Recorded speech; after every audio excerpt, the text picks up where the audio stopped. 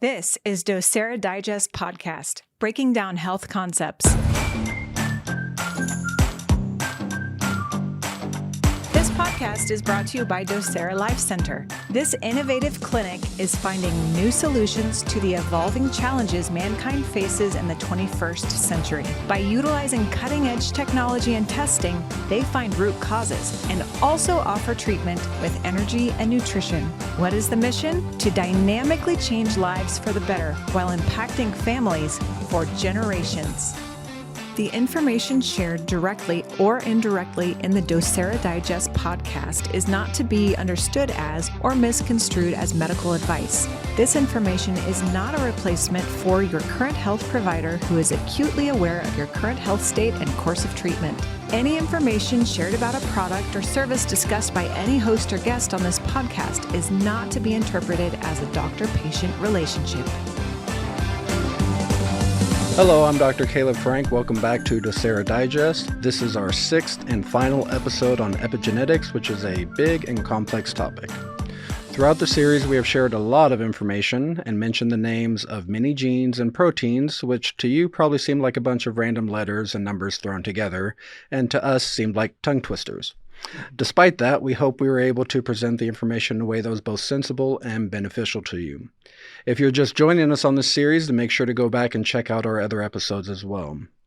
Today, we're going to be focusing on the brain, neurotransmitters, neuroplasticity, and more. I'm going to go ahead and kick things off by talking about two specific neurotransmitters called dopamine and serotonin.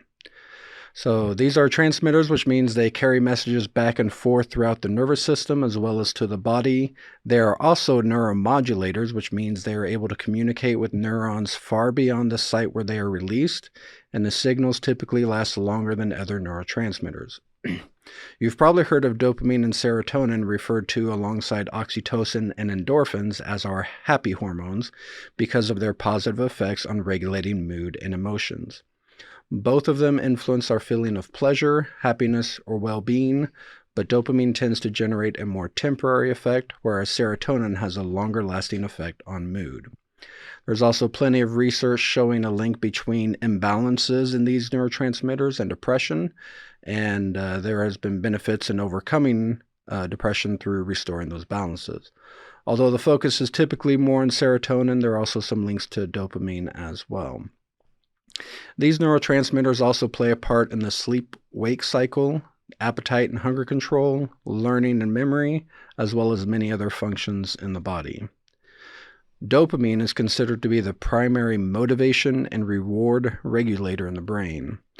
A dopamine release, also known as a dopamine rush, can occur during or as a result of pleasurable or rewarding experiences. Experiences like sex, comfort foods, shopping, exercise, finishing a to-do list, listening to music you enjoy, and so much more.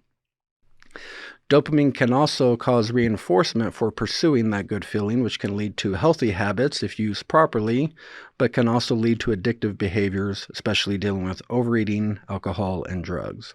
I think there are several other psychological factors that also play into this, but dopamine is definitely involved in the process. So dopamine is made in the brain by converting the amino acid tyrosine into L-dopa, which is then converted into dopamine.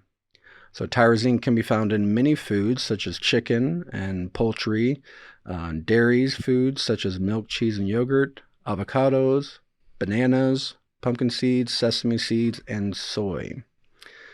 Meditation has also been shown to trigger dopamine release. Serotonin is also known as 5-hydroxytryptamine, or 5-HT. Interestingly, only about 10% of serotonin is produced in the brain, with the other 90% being produced and stored in chromaffin cells in the gut. I think this is one of the big reasons why we see so many mood changes with gut disorders and parasite infections. So this is made with the amino acid tryptophan, which most of us will get plenty of on Thanksgiving as we feast on turkey. Can also find it in chicken, whole milk, canned tuna, cheese, oats, and nuts and seeds. So serotonin can also be stimulated by regular exercise and body movement, exposure to bright light, and an anti-inflammatory diet.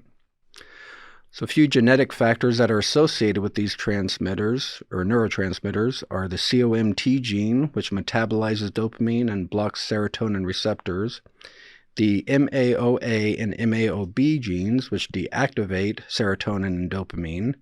We've also seen that issues with these genes can lead to increased aggressive behaviors. There's also the SLC6A3 and 6A4 genes, which create the dopamine and serotonin transporter proteins, which allow them to pass through neuron membranes. So there's a lot more we could go into, but basically if you're seeing a lot of mood issues or disorders pop up in your family, it may be beneficial to look at dietary and exercise habits, as well as getting some DNA analysis done to identify possible susceptibilities to these issues. Okay, I'm going to go ahead and turn over to Dr. Craig to talk about neuroplasticity. Thanks, Dr. Caleb. So what is neuroplasticity? Neuroplasticity is really simply put the ability for the brain to rewire itself. I like to use the analogy, or think of the analogy, if you remember the old telephone operators that had their little cords and they'd constantly be plugging them into different holes. Well, your brain is constantly detaching and reattaching neurologic connections. If it needs it, it continues the connection and makes it even stronger. If it doesn't, it prunes it away. So why is this important? Tell us. We're dying to know. I know. Here's why it's important. And I was waiting to use my example. Do you remember when we did our first video on neuroplasticity? Do I? Do I? No, because it's been pruned away. It was a very long day.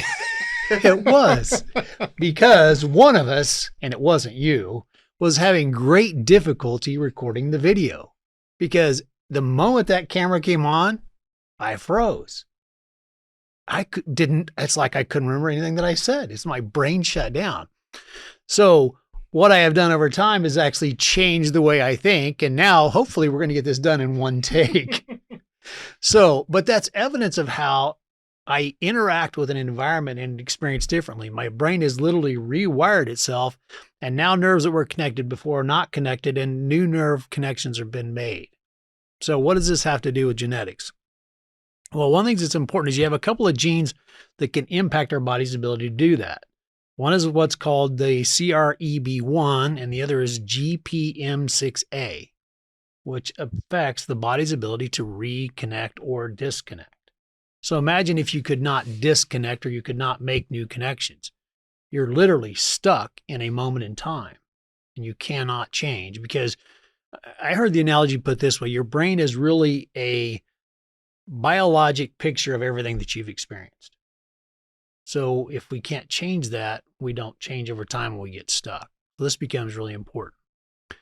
The other thing that I get to talk about real quick is some of the neurologic conditions. I'm not going to go in depth into all of them. I'm going to just kind of quickly list some of the genes that can affect it. And what I want to do is encourage you, the listeners, if you're dealing with this, or anybody you know is dealing with this, do some research into these specific genes. And even more than that, what I encourage you to do is come and get checked. Let us do some testing on you to see if it's a genetic issue, or if it's some other type of issue like we've talked about, parasites or microbes or some metabolic issue. So real quickly, here's some of the ones you want to be aware of. When it comes to schizophrenia, DTNBP1, DISC1, and NRG1 all can impact schizophrenia. ERBB4 can affect ALS and dementia.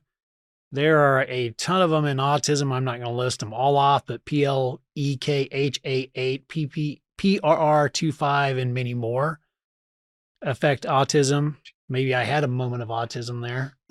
Then we get into DRD4, DRD5, and COMT, which has been mentioned, affects not only ADD, but the COMT can also affect Parkinson's, which is the last one I'm going to mention, because we're getting ready to do a whole lot of work with that as well. We have the LRRK2, PARK7, PINK1, PRKN, and SNCA that all can impact that as well. As I said, what's really important is there's a whole lot of things that can impact your brain health, its ability to not only heal and repair itself, but even function. Sometimes it's a genetic issue that predisposes us to it. Sometimes it's something else. Sometimes it's a combination of both. And that's why I want to encourage y'all, come let us help you figure that out. So with that in mind, want to pass it on to Dr. Kyson. He can talk about another aspect of brain health. So it's interesting here as we are discussing all this here, and I look around the room and we have doctors that, I mean, we have generations of doctors here from different aspects and eras. And I realize that I'm the one in the middle, and I guess I'm the last one or the first one that didn't grow up with operators plugging stuff into holes. I guess you and Ben remember that pretty well, but I never had to experience that. So that being said, I'm going to talk about tetrabiopterin. And half the stuff I have here to talk about, Dr. Frank already went over it. So I'm going to just kind of give you some precursors to how those things came about that he's talking about. So tetrabiopterin has many or multiple roles in human biochemistry. The major one is to convert amino acids such as phenylalanine, tyrosine, and tryptophan into the precursors of the dopamine and serotonin. These are major monoamine neurotransmitters, which a lot of the information I have on that I'm going to skip over because Dr. Frank just went over it very well. So it works as a cofactor, being required for an enzyme's activity as a catalyst, mainly through the aspect of hydroxylases. So let me just briefly go over this here. Tetrabiopterin is what takes tryptophan, which comes from the turkey, and turns it into 5-HTP. 5-HTP becomes serotonin. We feel happy. And then it turns into melatonin, and we need that nap in the middle of the football game on Thanksgiving. So tetrabiopterin is also a cofactor for phenylalanine hydroxylase, which catalyzes the conversion of L-phenylalanine into L-tyrosine. Therefore, a deficiency in tetrabiopterin can cause a toxic buildup of L-phenylalanine, which can also create a lot of neurological issues such as phenylketonuria. Tetrabiopterin is also a cofactor for tyrosine hydroxylase, catalyzes the conversion of L-tyrosine into L-dopa. And that becomes dopamine, which, as he talked about in great depth, dopamine is kind of the reward for getting things done. It's our focus. It's our ability to have drive and motivation, memory, clarity, to be able to accomplish things. I always talk to my patients about it. I said, we have serotonin and dopamine. These are kind of the rock stars. Serotonin is going to make you happy and feel good. Dopamine is going to make you get things done. And so if you have one person who's really high in serotonin, really low in dopamine, they're going to sit on the couch and waste their life away and just be happy as can be. Then you got the other one who's going to be low in serotonin and high in dopamine, and they're going to be driven to get things done, and they'll never be happy, even when they do a good job and get it accomplished. And they're really a pain in the butt to work with because they'll railroad people. So having that perfect balance between there allows us to live a happy life and to get things done and to really go after and accomplish things. So we get that sense of reward and make the world a better place for everyone around us. So the last one is tetrabiopterin is a cofactor for nitric oxide synthase. So since Dr. Caleb Frank stepped on my toes, I'm going to step on Dr. Luke's toes just a little bit here and set him up, tee him off, because tetrabiopterin is needed for NOS, or nitric oxide synthase. So it converts guanidino nitrogen of L-arginine to nitric oxide, which is known as the miracle molecule. And I don't know if you're going to go into all that, but if you're not, I'm going to go ahead and just steal everything from you. All your thunder is going right now. I'm just kidding. So many issues with nitric oxide and other things at BH4. There are things that go back to all kinds of things such as diabetes, autism, cardiovascular risk, neuroprotection, and prenatal hypoxia, programmed cell death. All these things have been related back to dysfunctions with tetrabiopterin. So with that being said, and taking my foot off of his toes, I'm going to let Dr. Luke take over. Thank you. So we're talking about nitric oxide and circulation and how it pertains to brain health. There's really 10 genes that we're looking at specifically in our genome report and in our test kits that are specifically related to nitric oxide and circulation. Rather than listing out all that fun alphabet soup for you, I'd rather focus on the specific of what's being evaluated and why. So nitric oxide is of critical importance because it allows things to move in and out of a closed system, which is our vasculature or our blood flow or circulation. Nitric oxide also vasodilates blood vessels, which means to open them up, which helps regulate blood flow and blood pressure. Nitric oxide is found by virtually every cell in the body, and it plays an important role in controlling the normal function of cells as well as regulating larger processes such as the nervous system, neurotransmitters, that's been discussed quite well, immune system, and the respiratory system. So how all this pertains in this episode of Brain Health and Neuroplasticity, well, let me just keep it simple and give you a really easy take-home, and I think relatable for a lot of people. Quick story, Dr. Kyson and I were at a conference last weekend in Kansas City, and in one of the lectures, this particular speaker specialized in functional neurology. And I don't think Dr. Kyson was in with me on that one, but she said it best to sum up my segment here. Cold hands, and cold feet equals cold brain. So often we see paired together as cold extremities and brain fog or decreased cognitive function. Nothing pathologically wrong necessarily when we see people, but something just isn't quite right. It takes a long time to think and answer questions, and maybe we're not as sharp as we once were, things like that. So if that's happening and there are SNPs or variants present there, then we know we ought to look into supporting nitric oxide synthesis, blood flow, and brain health from a nutritional and lifestyle perspective unique to the patient. So with that, I'm going to kick it over to Dr. Ben, who will close out this series. Dr. B? Thanks, Dr. Luke. In this final topic of this series, I'm briefly going to discuss what's called generational DNA probability. What is that all about? Well, a common question we often hear is, what is the chance of someone getting something that their parents or grandparents had versus passing that of something else onto their children? Another question might be is, how did someone in a family get a disease or condition that no one in their family that they know of has ever had? Generally, this is discussed about things like breast cancer, colon cancer, even lung cancer, specifically in someone who's never smoked. So first, let me address the genetic issue. Most of us know that we get 50% of our DNA from our biological mother and 50% of our DNA from our biological father. However, in that 50%, we do not inherit all the main aspects of that parent's ancestral DNA. It's a random percentage that is received, even though the randomness is in direct contrast to the randomness of other parental DNA strengths and weaknesses. What does that mean? This means that multiple children can receive different random aspects of the same 50% of the ancestral DNA from each parent and from their family tree. Sometimes one child will inherit some or even all of a certain segment of DNA from an ancestor, think like grandparents, great-grandparents, etc. In other cases, a child may not inherit any of it. Research has now figured out that every person alive is carrying some aspect of at least 7 generations of DNA from their family tree, which means that they are carrying the DNA of at least 128 people. Wow. Another key to consider is the age of the parents at the time of that conception. Since we know that we do not have a completed DNA structure until we reach the average age of 27 to 28 years of age, if the parents were younger than that at the time of conception, then they did not even have all of their completed DNA from which that random 50% came from. Then that even gets more complicated if this happens in multiple generations. Think about how many people got married in their teenage years back in whatever to even the very early 20s and had children in those ages.